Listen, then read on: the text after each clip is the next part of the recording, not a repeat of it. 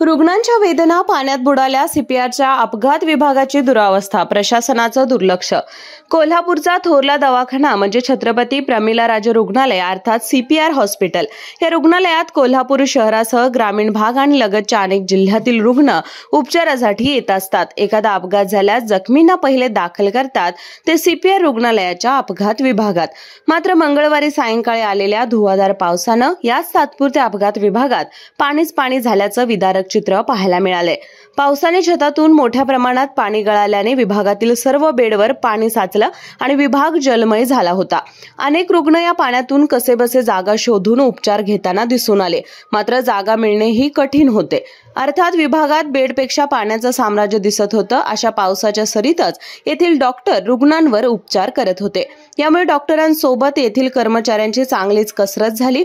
अशावेळी जर एखादी मोठी घटना घडली तर त्या जखमींवर उपचार करणार कसे, हा मोठा प्रश्न येथील डॉक्टरांना पडलाय। आपण या दृश्यातून पाहू शकतो की सीपीआरच्या या अपघात विभागात या पावसात किती गंभीर दृश्य झाली होती। थोड्याच दिवसात मान्सून पावसाला सुरुवात होईल। यावेळी अनेक अपघात घटना घडत असतात, त्यावेळी जिल्ह्याचा थोरला दवाखाना सज्ज आहे का, असा प्रश्न रुग्णांतून उपस्थित होतोय। सध्या सीपीआर रुग्णालयाच्या अपघात विभागाचे नूतनीकरण सुरू आहे। भविष्यात सुसज्ज विभाग सुरू देखील होईल, पण घटना अपघात सांगून येत नाहीत। त्यामुळे प्रशासन आणि लोकप्रतिनिधींनी तत्काळ लक्ष घालून हे अपघात विभाग चांगल्या ठिकाणी आणि मोठ्या वॉर्डमध्ये स्थलांतर करण्यासाठी प्रयत्न करणं गरजेचं आहे।